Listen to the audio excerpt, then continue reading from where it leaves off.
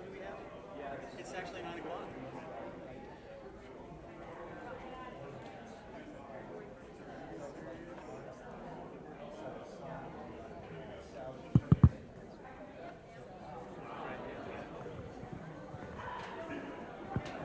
Check, check, check. Oh, my heavens. Let's see. It's actually 9 o'clock, which means it's time for 1 Million Cups. Thank you all for coming here this morning. Have you grabbed a cup of coffee? It looks like many folks have. Excellent. My name's Eric Renz-Whitmore. I'm one of the organizers. We're getting a couple other things set up. So how many people, is this your first time coming to 1 Million Cups? Bruce, how many times in a row is this the first time you've come here? All of them, yes! There's like 3 of us who've missed fewer than 3. And I think Bruce is definitely one of those. I think Tim had a good record, but Anyway, it's great to see somebody familiar. Oh, he's here. Well, let's not get into how many people have been here so many times. We've got another exciting presentation or a set of presentations here this morning. We want to welcome you all. So thanks very much for coming this morning. All right. Yes. And I want to say one thing we don't always mention is that this is part of, this is something that was started by the Kaufman Foundation as a way of bringing communities together. And we were the 50th? What did we end up being? We were the 50th city to launch 1 Million Cups.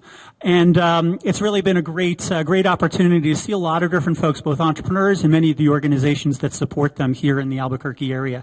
And we hear that we're one of the more popular 1 Million Cups around the country. So we want to thank you for helping make that happen. Yes. And there's now over 70 cities that are doing this, but we're still a jewel in the hearts of the of the organization. So without further ado, one of the great organizations that helps bring people together, I'll actually mention two different events and organizations that helped, or sort of a little bit of the backstory, is one of the things that we launched a little bit more than 2 years ago is something called Startup Weekend. Startup Weekend's been very popular around the country, and we've had several of the companies that launched during Startup Weekend have gone on to create actual companies, and at least a handful of them are involved in ABQID, Albuquerque's first venture-backed accelerator. So one of the people who's actually been instrumental in the growth of ABQID, and also one of the leads on Closethreads, is Trish Terhar. I'm trying to remember how this all works. Trish, so we'd like to welcome, and I'm sorry, I forget your name. Yes, Lacey Pontes. So now that we've ruined the screen, we'll hand off to you, and we'll hear a little bit more about Closethreads. Thank you, Eric. We'll make it work. All right. Good morning, everybody. My name is Tricia Terhar, like Eric said. I want to start off by speaking a little bit to both of our backstories and also the backstory of the company, in part because I think that it really highlights the entrepreneurial ecosystem that Albuquerque's building. We've both been just dramatically affected by it, and I moved here about a year ago, almost a year, and I just feel like I landed in the perfect place at the perfect time. Prior to moving here, I was in workforce development. I was a director of service delivery for a workforce investment board in the Seattle area, and it was a great job, but I spent all of my spare time looking at entrepreneurial ideas and analyzing them and looking at markets and poking holes in them and eventually deciding, well, I don't know if this has traction. And I did that for several years. And then I moved to Albuquerque with my partner. She got a job at the UNM hospital. And so we moved here, and I still had all this entrepreneurial drive, but no focused direction yet. Went to Tech Fiesta. I met Webb Johnson and everyone from ABQID, and ended up working there. And because of that, I began to study the lean startup methodology and learned that one of the fundamental tenets was, you can't build a company by hiding out in your basement and building something out and then magically appearing and saying, hey, who wants to buy this? It's all about talking to people. So I realized that I was doing everything wrong. And so when, as time went on and I was continuing to have business ideas, I realized that I was going to have to go out and talk to people, and as an introvert, that's not the easiest thing to do. But I was really passionate about the idea behind Closethreads, and when I saw that a startup weekend for women was coming up, I thought, you know what, this is a great opportunity. The way the format works, you pitch your idea early on, and you see if you can get people on your team. And I was like, all right, that's customer validation. Okay, I'm gonna give this a shot. And so we were able to build a team, an awesome team, and that happened right here at Fat Pipe. That's where we got started. And had an amazing weekend, talked to so many different retailers, and at the end of the weekend, we just said, you know, who wants to move forward with this? And Lacey jumped on board, and we really moved forward with the idea and applied for ABQ ID and got in. And I'm actually going to do a little sneak preview today of our demo day pitch. Will evolve a little bit over time, but before I do that, I want to hand it over to Lacey and let her speak to her story a little bit. My name is Lacey Pontes, and aside from working with Closethreads, I'm the owner and CEO of a children's clothing company that I started about 3 years ago, and I kind of did what she was talking about of doing it in the bubble. I mainly focused on online sales, and I didn't really have any connection, any grounding into the community here. I had a few local customers, but I had no idea what this community could provide. And then somebody suggested that I apply for Hopepreneurs, which I did, and the Hope Scholarship I pitched at a gala, and I won. And so over that time, since that time, I've been receiving mentorship, and we got a scholarship. But one of the most amazing things is that I went to that startup weekend and met Trish, and so here I am, and I'm so grateful for this community. And here's Closethreads. All right. I'm going to make do with no clicker here. We're going to make this work. All right, so as I said, I'm going to do a little preview of our demo day pitch. We're in the ABQ ID Accelerator, and this is something that we've been working on. Demo day is August 28th. I encourage all of you to be there. So here we go. Again, my name is Tricia Terhar, and I'm the CEO of Closethreads, a company that enables the over 34,000 boutiques in America to leverage one of their most critical assets, personalized service, in order to compete against the titans of online retail. Personalized service has long been the differentiator that boutiques have relied upon in order to compete against larger retailers. However, until now, this level of personalized service has only been widely available to in-store customers. Our online personal styling marketplace changes that. Within the Closethreads marketplace, retailers offer to curate their inventory to the specifications of consumers. In doing so, they also gain a highly targeted online sales channel. This is critically important for retailers because most of them, are struggling to sell online. Without major name recognition, most of them find that opening an online store generates more work than sales. One frustrated boutique owner from Mercer Island, Washington, told me that she launched and subsequently took down her boutique's online store 3 different times. This is how our personal styling marketplace works. First, a user creates a style profile at closethreads.com.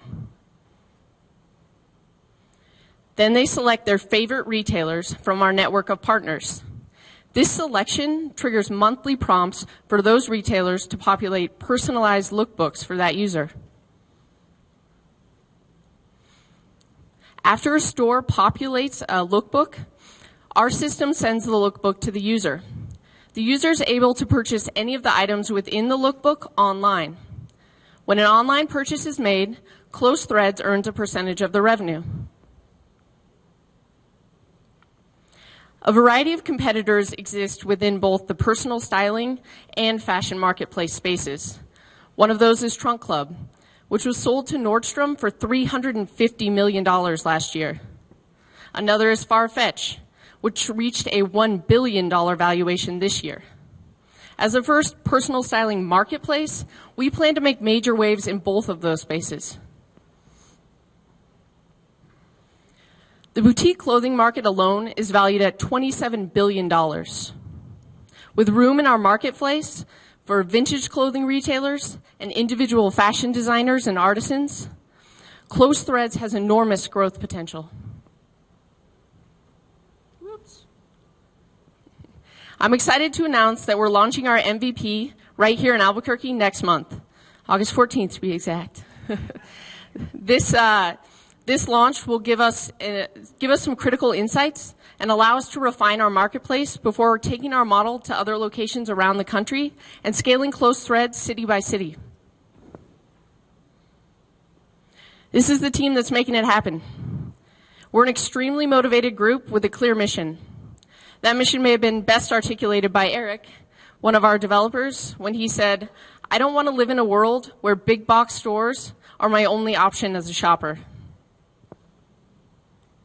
If you agree, I encourage you to go to closethreads.com and sign up for early access today. Thank you.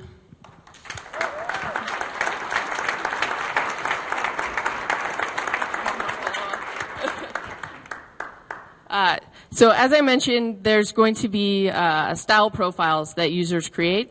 And since we're launching in Albuquerque and we started in Albuquerque, we thought it would be really fun to have the photo subjects. So you're going to go through and pick, you're going to look at different casual styles, different professional styles, and select the ones that best reflect your taste. And so we'd like to have our photo subjects come out of Albuquerque. So Webb Johnson is actually going to be taking photos in the back of the Fat Pipe space. So if you'd like to be featured on our website, we'd love to have you pose for a picture and be a part of that. Yeah.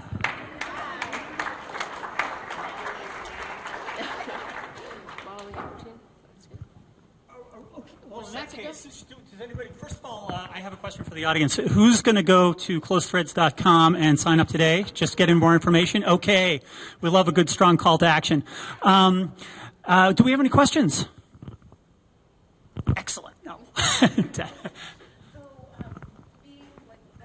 I'm a retailer of Yes. boutique that's selling clothing. What is the incentive for me?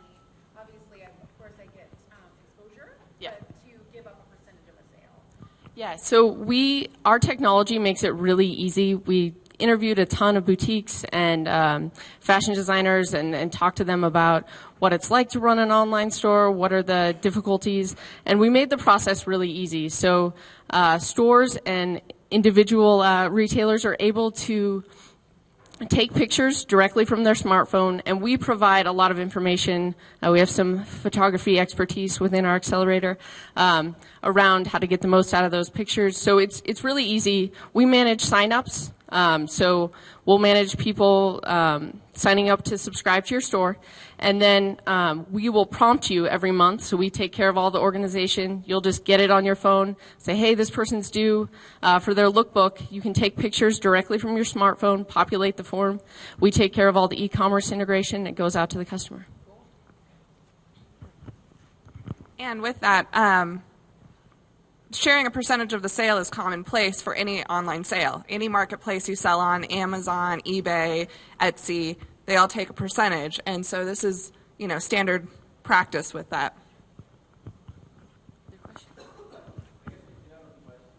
Yeah. Is everything that's displayed from a boutique, is it going to be drop shipped? And I guess what I would be asking is, what would happen if, say, somebody orders a dress or a shirt from one place, shoes from another boutique, the shoes from another boutique were drop shipped, but might not necessarily be in inventory. So then you're going to have an upset customer. Mm-hmm. How do you guys build into your business plan to handle those customers? How do you work with your retailers to ensure timely delivery? I mean, are there guarantees built in from the boutique? Maybe you can kind of elaborate on that. Okay. I'll do my best to repeat that question. So what did we build into our system to prevent selling items that the boutiques no longer have in inventory? That's actually a big problem that a lot of boutiques face with some of the existing marketplaces. What we've built in is kind of what I call the Airbnb verification layer. So when a person goes to buy something, the seller actually has to verify that they still have that in inventory. And so the transaction won't be processed until they do so. How long is it, like maybe an hour lead time, or is there like a lead time built in to say everything's ready, we will be shipping within 24 hours? Yeah, so we're building on a shipping API, so we have a lot of the logistics kind of built into the system, and so that person will be notified through that. I think launching our MVP here and learning a lot of we're going to learn a lot of lessons from that, and so we're looking forward to gathering some of that information, but we've definitely done our best to address all of those issues and have structures in place.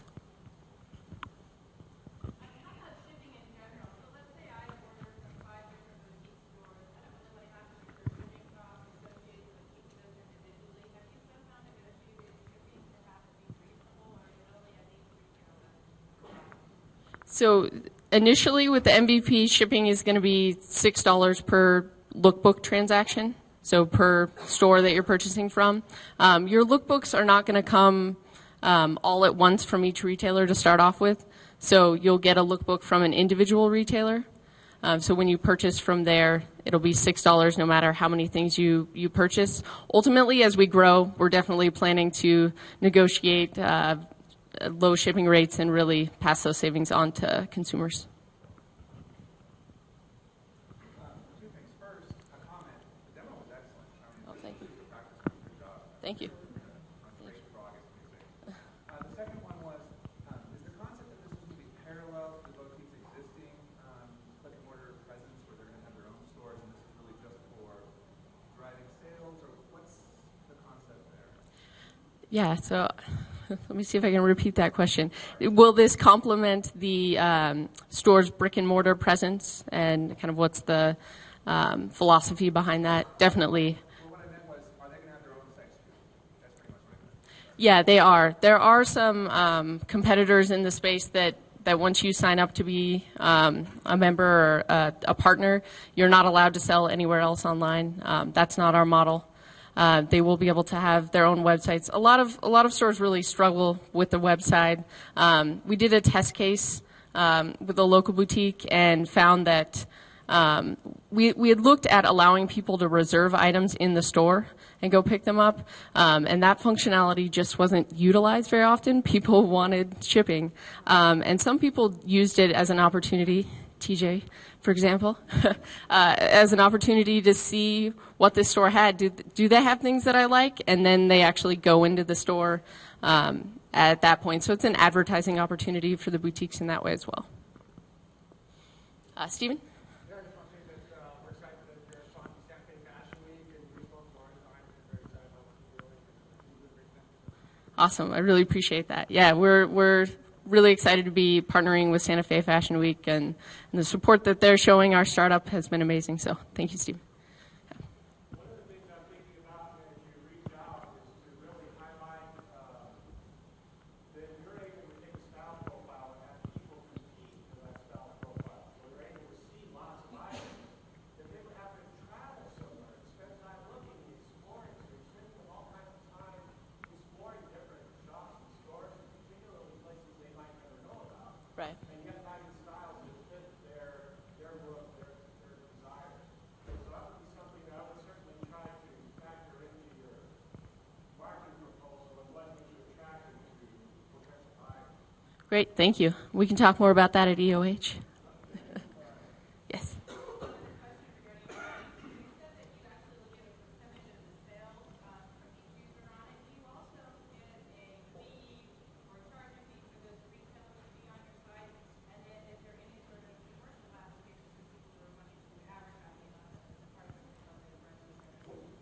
Yeah, that's definitely a part of our larger plans, is to make advertising opportunities available and allow for greater discoverability of stores. So you liked this store and this store. People that like these two stores also often like this one.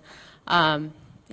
Well, I'm sorry, what was the first part of your question? Just general revenue generation. So Yeah. you have to model that as something over and above everything that you get on the sales that are made by the Yeah, so I think, again, with the MVP, we're going to take that time to really track metrics very closely and then kind of figure out, quantify that value that we're providing to the boutiques, and then we'll be able to set registration fees and whatnot.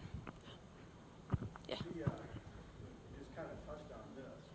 One of the value add that you have is the profiles that you're offering to the boutiques. Right. One of the challenges that they're going to have is populating, being able to take that profile and figure out what products they want to put on their lookbook. Right. Are you providing them with any infrastructure to help them do that? Because the boutiques generally wouldn't have if there's a dozen profiles Yeah. or more, then how do they go ahead and figure out, well, this goes into here?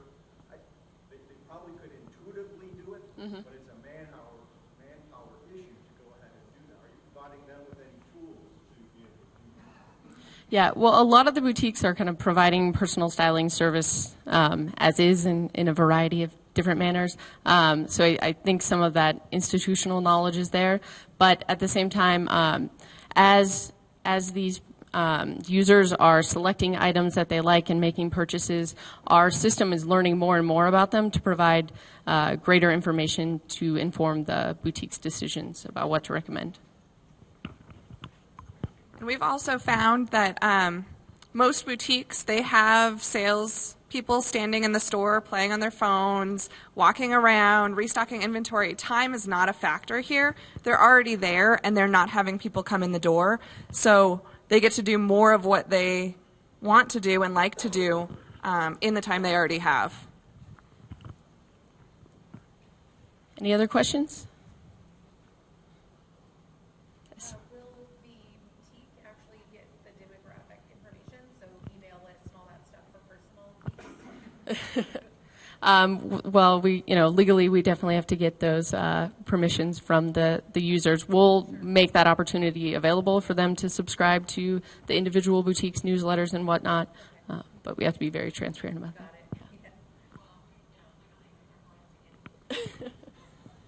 I have an echo. Any other questions?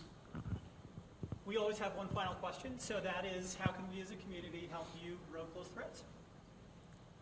Again, if you want to go to closethreads.com and sign up for early access, we encourage you to do that.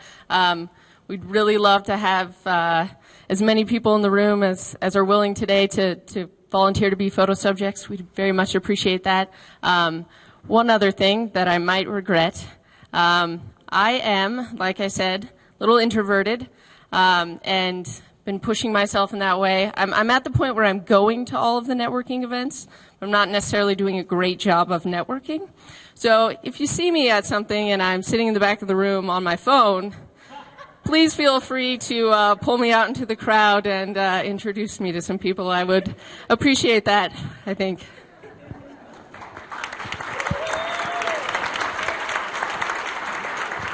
All right. Okay, we've got several announcements. It's actually, so Entrepreneurial Wednesday is kind of a thing that came together sort of very organically, and there's a ton of things that are going on, so I'll mention a few things that are happening here in the neighborhood, mostly today, and a few other things that are happening in the coming week. So today, immediately after this, we'll need to not necessarily clear the room, but basically Gary Schoeniger, who's behind the Entrepreneurial Learning Institute and is the guy behind the entrepreneurial mindset training that Albuquerque, that C&M and Albuquerque have adopted. He's going to be giving a talk at 10:15 is when that actually starts. So if you're here, a couple different suggestions. You can move sort of into the back of the room. First of all, you can stay, in these seats, grab a cup of coffee. We've got a little extra coffee going on this morning. Bring some back to your seat and, just stay here for his talk. In addition to that, you can move to the back of the room, or there's also Hartford Square and a number of other great restaurants in the neighborhood. Do you have an announcement, Steve? I do not, but my wife does. Oh, excellent. quick announcement. My name is Janet Quintana Cook, and I'm with a local nonprofit here in Albuquerque. I'm with Cancer Services of New Mexico, and I just wanted to take a few seconds to let you know all about a retreat that we're holding for families going through cancer. The event is September 11th through the 13th. I brought along some brochures with me, so if you have any questions, I'll be available afterwards, and I'd love to talk to you about it. Thanks. Thank you very much. And this is so a lot of what they mentioned in Closethreads is just really a representative of the whole community coming together. Can I just get a show of hands for the people who are part of either ABQID, the current cohort, or the previous cohort? Ton of great folks that are part of that. We want to give a big shout out to Sunport. You'll see some cookies and some other snacks in the back of the room. Sunport launched its crowdfunding campaign yesterday afternoon. They had a launch party. Paul, we actually do have a couple of minutes. You want to throw a minute in here about launching that? The first 48 hours are critical for any kind of crowdfunding campaign, so we'd like to give Sunport an opportunity to really get moving. Thanks, Eric. I appreciate it. So some of you know about Sunport, some of you don't. It's not just the airport. Paul's holding up. He was, I think, our first customer, or one of our first paying customers for sure. But we've launched our Sunport, and I've got one somewhere around here in my pocket. It's a little device that lets you plug in and use solar energy anywhere. It's deceptively simple and surprisingly complex all at the same time. I'd love to talk to you about it, but we're on Kickstarter right now, launched yesterday evening, and as Eric said, first 48 hours is critical. So if the community can get behind us, we'll get enough visibility and momentum, and we could really blow the doors off this thing and really be visible nationwide. It could really do a lot of good for this city. Thank you so much to all of you who have helped us, advised us, we've had just help and support and encouragement and feedback and everything, and it's been great. One last thing, it kind of got blocked on the way in here, but right behind this, I'll bring it out. But we've got these little charging cables. They've got a card on it that tells you about the Kickstarter, so you can go ahead and take one of these. It's an iOS Android combination charge cable, so it's really handy. Take one, and it tells you to plug into solar, and then when you get home or back to the office or wherever you're going, get online and check out our Kickstarter, and please back us. Please spread the word, share it to your friends. Thanks. Where do we go to find out more? Thanks, Nick. Go to sunport.co. And if you go to sunport.co/KS, that'll take you right to our Kickstarter page. Thanks. Thank you very much. Okay, just one other shout out to a local company that's also part of ABQID. We've got a couple of people here from Bounce Chat. If you're on iOS, Bounce Chat is a great way to share local activities. It's a great way to take photos, and basically it allows you to kind of only connect or only learn things within a certain, certain amount of space or a certain number of miles or feet or something like that. So you could just have a conversation with the people who are just in this room. So Bounce Chat, if you search for that on the iOS, on the App Store, that's a great app to use and support a local startup. In addition to all that good stuff, one of the ways that we can learn more about what's happening and support both local startups, but also if you're doing professional services, to kind of share those, the questions that we have here are excellent. If you want to have more of a one-on-one or one with a small group, if you've got that kind of expertise or you're looking for additional expertise, Entrepreneurial Office Hours, which happens every week, every Wednesday from 3 to 5 p.m. over at ABQID, is an excellent opportunity to share your insights and to get information from some of the greatest folks, greatest minds that we've got in our community. Before that, this afternoon, there's a couple different sort of speaker series that ABQID has. And at 2 p.m., we can hear from John Chavez. He's the, He's the president of the New Mexico Angels, and he is also the director of Phase 1 Ventures. He's going to talk about investing locally. That's from 2 to 3 p.m. just before entrepreneurial office hours, and following entrepreneurial office hours, I see Christelle over there.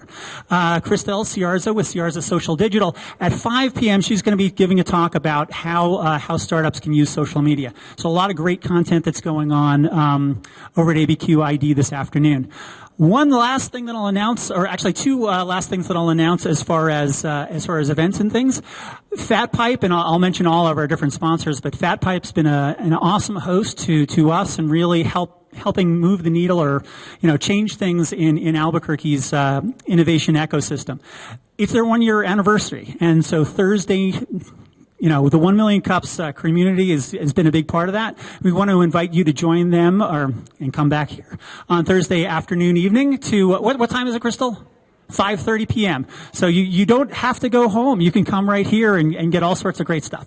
That's Thursday afternoon, evening. And also, there's an event coming up with SheSpire, another ABQ ID company that launched at Startup Weekend Women, I think. There's more information. Renee, where can we see? Yeah, so if you have if you have questions about mentorship, helping women move up the ladder in, whatever their professional endeavors, go see Renee afterwards, and she's got some information up front. Whew. And now that we're at the 30 mark. Excellent. So the last thing that I'll do before we welcome Chris up here is we want to thank all our sponsors. So Sabio Systems, thank you for supporting coffee on a weekly basis. Coffee is really important. We also want to thank Hartford Square for giving us discounted coffee because that makes a huge difference as well. We want to thank Nick Lehman Media for video. We want to thank C&M for helping with the live stream, and Steve and I who help out, and also with Fat Pipe. So thanks to all of them. Now, in order to introduce Chris, one of the things that's really, I think, helped put Albuquerque on the map, both in terms of, sort of creative endeavors in general, and certainly entrepreneurship, is the filmmaking community. I mean, filmmakers and all sorts of different artists and creatives are natural entrepreneurs. They have to be. They're getting people, they're convincing people to do work oftentimes for free or next to nothing. They're not necessarily the ideal situation, but they're convincing people to do stuff that they may or may not want to do on a regular basis, and they're just that pure kind of entrepreneur with a creative vision. So I just love, working with the filmmaking community. One of the operations that I had was glad to be part of for a few years was the Duke City Shootout, which was the first, I think, live filmmaking competition, short duration. And one of the great filmmakers that I met there was a guy named Chris Boone, who has continued, surprisingly enough, continued his filmmaking enterprises, and with a really successful crowdfunding campaign, and now a movie that's about to release. So he's going to talk a little bit about Sense. So Chris, if you'll come over here, and we'll hear a little bit more about your movie. Thank you very much. Just like to say thank you to 1 Million Cups Albuquerque, and specifically Eric, for inviting me here to present. Again, my name is Christopher Boone. I'm the writer, director, and one of the producers of the independent feature film Sense, which we shot right here in Albuquerque, New Mexico, with a local cast and crew. But instead of telling you about the movie, I thought I'd show you instead. So let's take a look at our trailer right here.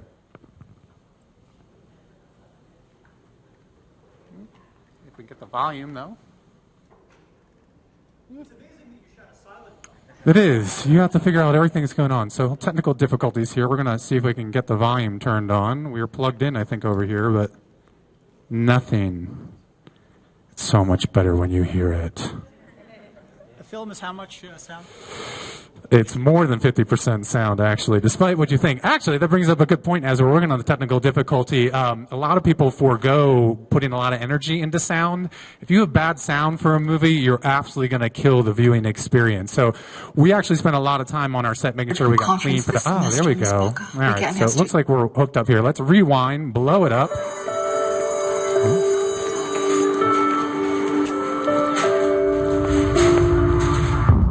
This is our third conference this semester, Ms. Baca. We can't have students selling gum on campus. Seriously, gum. You make bad choices. I'm an entrepreneur. I take risks. 18 minutes. It's a new personal best. It's gotta be amazing to be able to figure out all those math problems.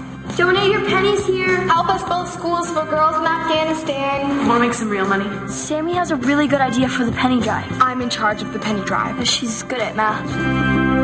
You're basically just trying to convince someone to give you a penny a day. That person has to ask someone else the next day, and they have to ask someone new every day for the rest of the month. How much money can we make with this plan? We can make over $21 million. Really? What?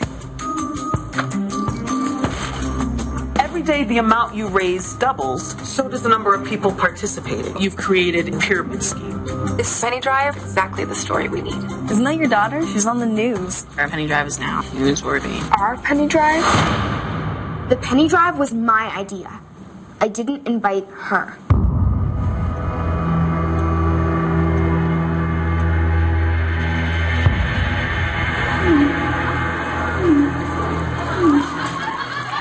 Hey, Sammy, did you get my message? 12-year-olds should not be doing calculus. I'm a freak! You might not care about girls getting a good education, but I do. I will not have you trivialize everything I have sacrificed to make things better for you. You want to talk about trust? You got something to hide. Somebody's lying here. This is not a setback. This is where the future begins. Penny for your thoughts? So that's Sense. Thank you. So quickly, a little bit of backstory about how we got where we are today. My fellow producer, Ella Sitkin, and I spent about 2 years researching crowdfunding before we launched our Kickstarter campaign back in January 2014. We were able to raise over $61,000 on Kickstarter. Prior to the Kickstarter campaign, I had already promised to put my own money into the film, and we were able to attract a few individual investors after our Kickstarter campaign. Unfortunately, that was not enough money to make the movie we wanted to make. And as my wife Jennifer pointed out to me, we now had about 650 Kickstarter backers who expected us to make a movie, so we better make a movie. So also thanks to my wife's generosity, together she and I put more money into the film. We brought the budget down to a level that we could actually afford, and we hit the ground running in April of last year with casting and pre-production. We shot the film over 24 days in July of last year, literally 1 year ago right now. I was on set, we were shooting. We went right into post-production in August, and we finished all the different elements of the film in February 2015. Now, we did apply to the major film festivals here in the U.S. the first half of the year. And had we gotten into any of those festivals, they were all a stretch. And we would have been absolutely thrilled. We got a nibble or two, but we were not surprised that we didn't get in. We are a very small film. But that's okay, because our business plan took that into consideration. So what we're doing right now is we're bringing out Sense through a theatrical on-demand platform known as Tug. Tug is like a mini Kickstarter campaign for one-time movie screenings at your local multiplex. So any individual or organization can go to tug.com right now and request a screening of our film Sense. So once they get the theater approved through Tug, tickets go on sale 4 weeks ahead of the screening itself, and the promoter then has to sell a minimum number of tickets to hit a certain threshold.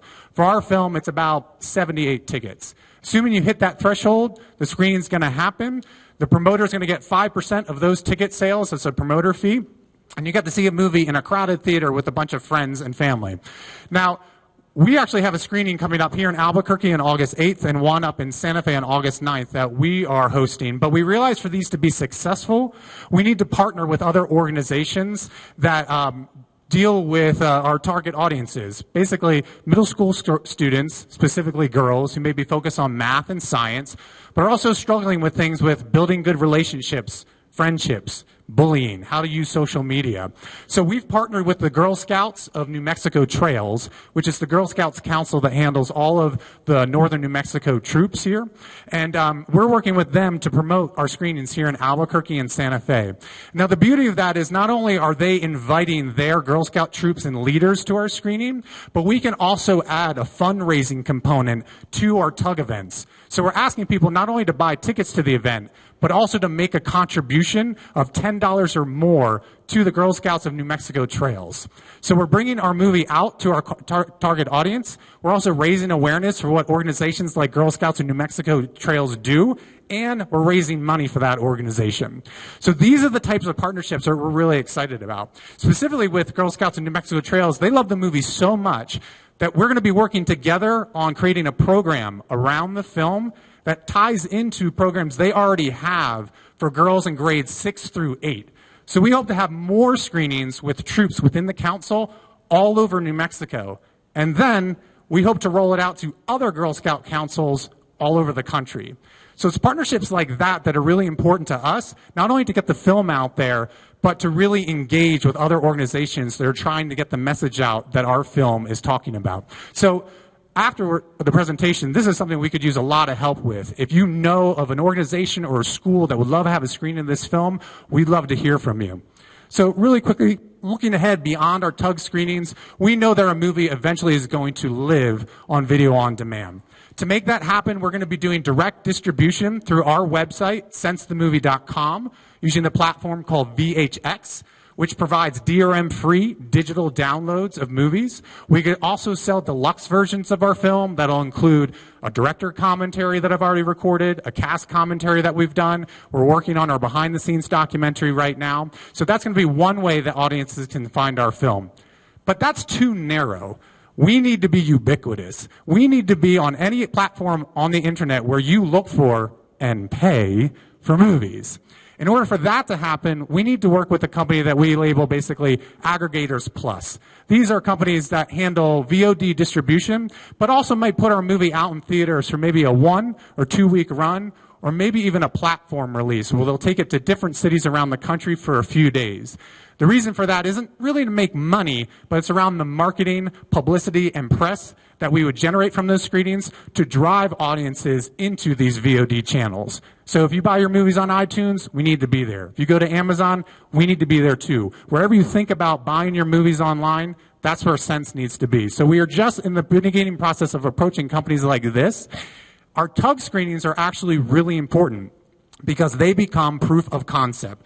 They demonstrate that we can drive audiences into theaters to see this movie, and then we can tell those people, go to our website and buy it, or eventually go to these other VOD outlets. So we're going to be using these TUG screenings, again, like I said, as an overall proof of concept. And with that, I'd like to say thank you so much for listening. I look forward to your feedback and any questions you may have about our film and our distribution strategy.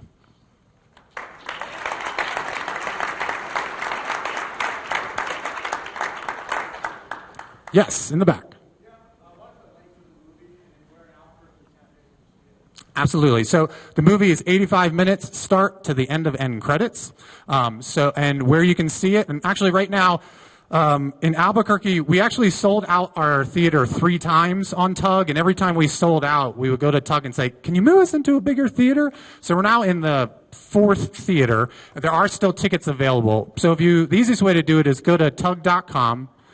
Under titles, search for Sense, and it'll pull up our event page, and you'll see a list of events. Albuquerque's right at the top. Click on that. You can buy tickets. It's going to be on Saturday, August 8th, 10 a.m. at the Century 24.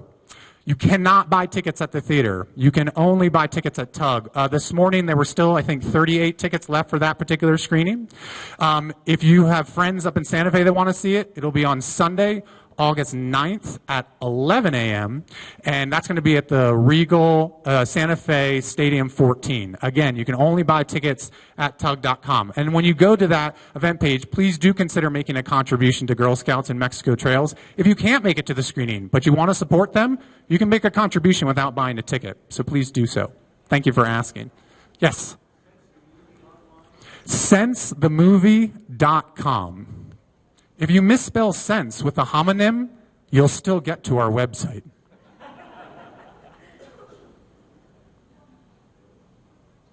Yes, gentleman here. What are you most proud of about the film and what you're able to create with it? I'm personally most proud of that we as a cast and crew, with the support of a lot of people here in the community and Kickstarter backers all over the world, actually made this thing happen. It's incredibly difficult to make a feature film, just like it is to start up any venture. And people will just tell you no all along the way. So just the fact that this actually lives and exists and we are able to share it now with our audience members is the thing that I'm most proud of. And again, it's not, even though I'm the mouthpiece, I'm the face for it a lot, you will not see my name at the front of this movie. You will not see a Christopher Boone film. I will never take a credit like that because it is such a collaborative effort. It's everybody in the credits. So when you watch a movie, please watch the credits. All those people made that movie, and they deserve just a few minutes of your time to be recognized. And if you stay, sometimes, not in our movie, sometimes you're rewarded with a little Easter egg at the end. Yes?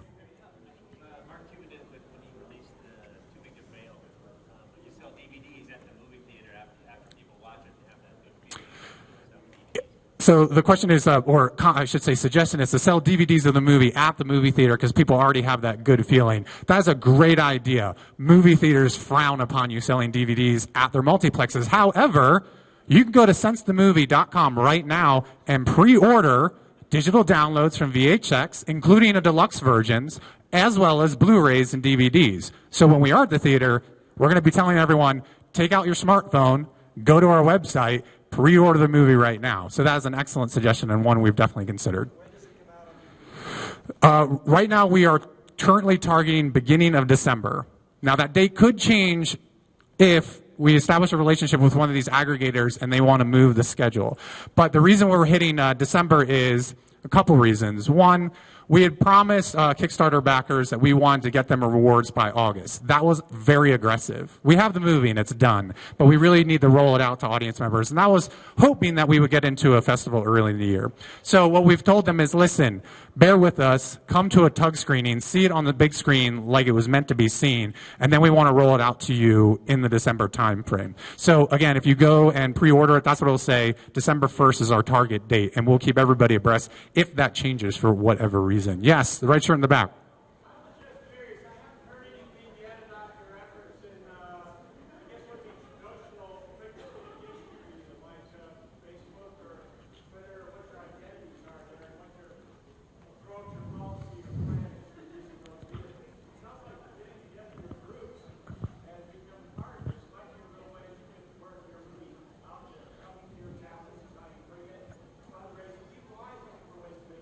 Absolutely. So the question is how we're essentially using, if I understand it, social media to get the word out there. We didn't talk about it in the presentation, but we definitely have a presence on Facebook. We are at facebook.com, Sense the Movie. We're on Twitter at Sense the Movie. And please go like our page. Please share our page. We're constantly reintroducing our trailer on that. And that's also how we're getting the word out about our specific tug screenings. We also have an email list, so you can go to our website and subscribe to our email list. So all of those Kickstarter backers that came on board, they're part of our email list. Cast, crew, anybody that also attends a tug screening, that's the beauty of using Tug, is that we're able to actually get email addresses. So we can then add them to our mailing list. And there's that disclaimer, at the bottom, and they'll tell you why you're getting the email. And one of them is if you came to a screening. But that way we can follow up with those people that come to Tug and say, please, if you would like to share this movie with your groups, your schools, your organizations, let's do a Tug screening. And also let's buy, you can come and buy the movie right now. One thing I didn't talk about here around Tug is we're really pushing the theatrical screenings because that's how we want the movie to be seen. But that's not the only way you can use Tug. If you're a school and you say, listen, we just want to bring it into our school and we want to show it to the entire 6th grade, can we just have a screening of your movie? Absolutely. Through Tug, we can do community screenings. And so you have to pay for a license fee based on how many people are going to see your movie. And once you do that, you can have the screening whenever you want. And again, by working with groups like the Girl Scouts, we hope to use those programs as well for those community venues. So for organizations that have budgets and are willing to spend that money up front, we can do that. But we know a lot of these organizations are strapped for cash. So if you do a Tug screening, you don't put any money out front. All you have to do is put your time and energy into getting people to come to the movie theater, and you can actually make money that way. So those are the two ways that we're trying to do it to get the movie out there beyond VOD, DVD, Blu-ray. Sorry, right up front here. Are you all doing any other sort of events around the screenings? Are you having cast members out there? So the question was, are we doing any other events around the screenings themselves? So when you do a tug screening, you can make a request to do essentially a Q&A afterwards. So again, any individual organization can go and make this request, and they'll ask you, do you want to have some additional time? So we'll do a real quick introduction, and then we'll have about a 30-minute Q&A period. Here in town, we're going to have some of our local cast and crew there, so we'll be able to answer questions about the film. And again, we're going to have the Girl Scouts and New Mexico Trails there to be able to talk about their organization. So yes, and so we will be encouraging groups that do have tug screenings to bring in their people when they do their screening to have a discussion afterwards. That's another reason we want to do these screenings. This movie is meant to not just entertain, but to engage and provoke audiences. And we want to continue to spark conversations around what it's like to be middle school girls who are good at math but might want to hide it, or other things like science, technology, and engineering, what it's like to deal with bullying, what it's like to deal with social media when it's still so new. And so all of those things we hope are going to be part of post-screening conversations. Yes, here.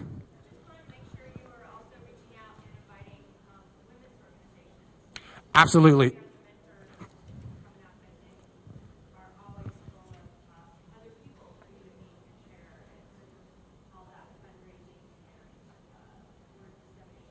So the question was, are we inviting women's organizations to these events and also have these events? Absolutely. This is all I'm doing right now. All I'm doing right now is outreach. And again, the question that Eric asked at the end, how can the community help? This is how the community can help. We really need your help with outreach. We are a very small film. We don't have the marketing division that the studios have to get the word out. So it's truly grassroots. And if you or somebody is involved in a women's organization or any organization that would really have an affinity for this film, we would love to hear from you. Please invite them to come to the screening, again, that we're having here in Albuquerque on Saturday, August 8th. Again, there are still tickets available, but don't wait. We will most likely sell out for a fourth time. And again, we'd like to have more screenings in the future. So yes, and please help us with that outreach. Yes. Yes, the question was, are we having screenings anywhere else in the country? I'm actually doing a very short one-week tour of the Northeast that we've already scheduled. I'm originally from the Northeast. I've been living in Albuquerque for the past 8 years, but we are going to be going through, we're trying to start in Boston. We're having a little bit of difficulty scheduling, and then we're going down through New Haven, Connecticut, Brooklyn, Wilmington, Delaware, where I grew up, Baltimore, Maryland, where I went to college, and then Washington, D.C., night after night. The trick is, those screenings only happen if we can sell a number of tickets. So I'm also actively working to partner with the different organizations and schools that I'm familiar with, or again, that are just in the area and would have an affinity for the film, because they're ultimately going to be the ones that are going to help get the word out. But we have Kickstarter backers all over the country. So people that I grew up with, a lot of them are on the Kickstarter campaign. They'd love to see it in the theater. They still live in the Northeast, so a number of them want to come to the screenings. And basically, it starts, these tug screens are, invite 5 friends and get them to buy tickets. Now ask them to invite 5 friends to buy tickets.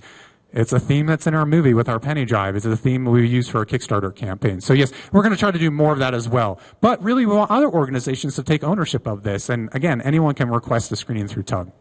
Yes?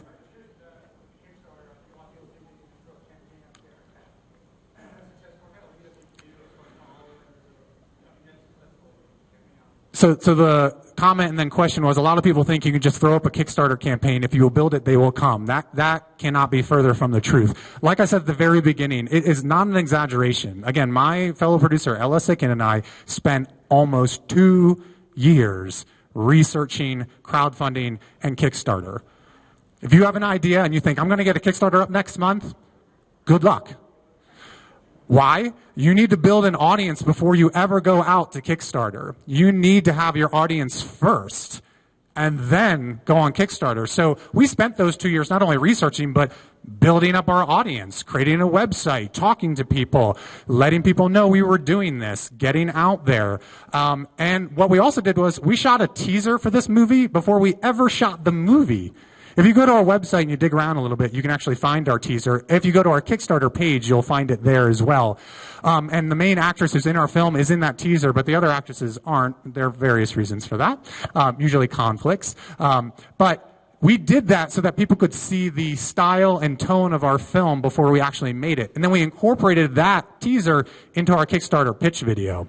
And I had been talking up our Kickstarter for months before we launched it. So all of my friends and family and all of my contacts, they knew when we hit launch, it was there, and they're ready to jump on board. So as we're talking about Sunport, first 48 hours is critical. Get on board on their campaign, but don't just support the campaign. Kickstarter backers, you are the crowd. That is how it is funded. And you want to see it become successful because you want the movie to be made so you can watch it. You want to be able to own that Sunport device. But you have to put time into it. If you have specific questions about how to run a Kickstarter campaign, I'm happy to share. As it relates to film, I wrote extensive blog posts about this for a site called nofilmschool.com where I contribute. You can find those on our website at our Making Of tab. And I throw up screenshots of our dashboard and talk all about the overall process. But you have to do your homework. You have to build your audience before you launch. Yes?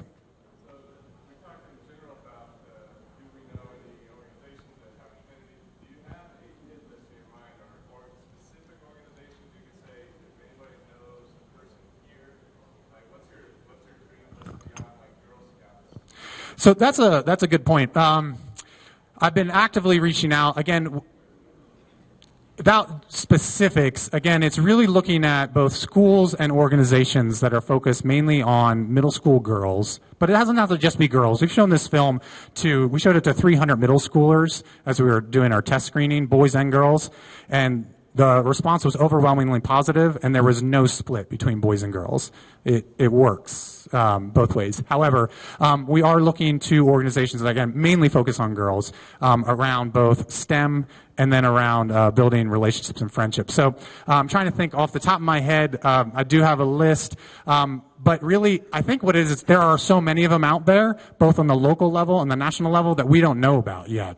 So instead of telling you, and I'm happy to follow up with anybody about some organizations that we want to reach out to, but I'm really looking for suggestions at this point in time. That being said, we continue to reach out. We've reached out to large national organizations like Born This Way Foundation, and that's Lady Gaga.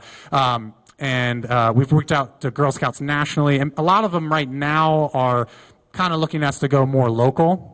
And so the more we can have success at a local level and, again, demonstrate what we're doing, the easier it is going to be for us to get the word out. On those lines, we have started to talk to PR companies that could help us get out to these types of organizations and do much more of a non-traditional publicity push that's not so much around a film, but around what we're trying to accomplish. So I can go offline. I can tell you a little bit more about that. So first in the back, and then I'll come to you. So yes, Mike Miller.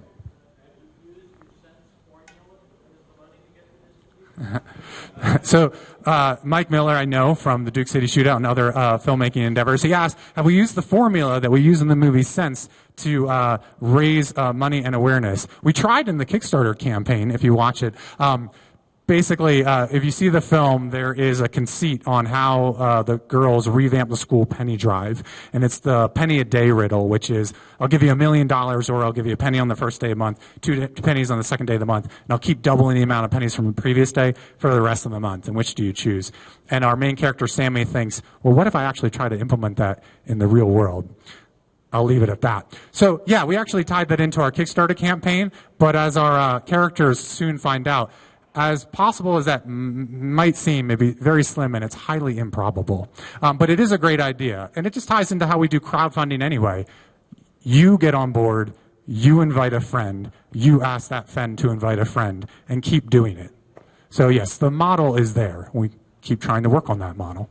And last question right here in the front. Suggestion, the National Science Foundation has a mandate in science education. Have you approached the National Science? We haven't approached, so the question was, National Science Foundation has a mandate to really push for STEM, and we are approaching organizations like that. We haven't approached NSF specifically. We have had a conversation, though, with the National Academy of Sciences in Washington, D.C.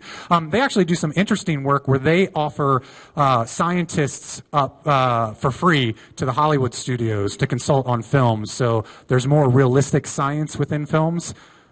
That's debatable. But they offer those scientists because they do want to see more realistic science. So they are very well aware of the project. We are hoping they're going to be one of our partners on our DC screening. We fall a little bit outside of their mission because we're not this Hollywood film, but they want to see more movies like ours get out into the world, so it continues that conversation, because we have heard from people that are big supporters of the film and are going to help us with some screenings that sometimes you just need somebody to tell you you're good at this and you should pursue this. And if you don't see yourself in the world doing this, you may never decide to pursue it. So there's a reason the main character in our film is Hispanic. There aren't very many Hispanic or Latina protagonists in movies, period. The movie also takes place in Albuquerque, so why shouldn't she be? You know, it's an easy decision as a storyteller to make that decision, but it opens up a whole new world as to what the movie can mean to audiences. So we are actually working with organizations that focus on Hispanics and Latinas in STEM, and we're hoping to do a screening in LA with a group called Latinas in STEM, which may actually involve a corporate sponsor at a big level. If that happens, that also might be something we can do nationally as well. Do you know about SACMAS? About what? I do not know about that. So let's talk afterwards. Let's talk offline because we're out of time. I got to hand it over to Eric, and thank you so much, everybody, for taking your time. The last quick question is, you've already said it, so basically call to action kind of stuff. So what can we as a community do to help you? How many people in the audience are interested in checking out this film on the 8th? Saturday, August 8th, tug.com. Thank you. You got a smartphone. I know you all do. That means there are less tickets. She's already bought it. Don't get sold out. Like right here, we could sell out in like the next 5 minutes. But please do come check it out. Invite your friends. So that's the most immediate thing. Come to our screening. Tell your friends in Santa Fe. But again, as I keep repeating, outreach. We need help finding those organizations that can get excited about it. Please share our trailer. That 2-minute trailer is on our website, sensethemovie.com. Send it to your friends. That tells the story better than I ever could. And then please put them in touch with me as well, so you can contact us through the webpage. And that's about it. So thank you so much. Thanks again to Chris and our presenters today. So we're turning things around quickly here in Albuquerque as far as creating an entrepreneurial mindset. So our next presentation is not actually part of 1 Million Cups, but at about, let's see, give or take 12, 13 minutes, we've got Gary Schoeniger, who's going to be talking about the entrepreneurial mindset. So if you're here for 1 Million Cups, we encourage you to stay. If you're not staying for the next event, maybe move into the back, maybe move into one of the fine restaurants in the neighborhood. Anything else, Lisa?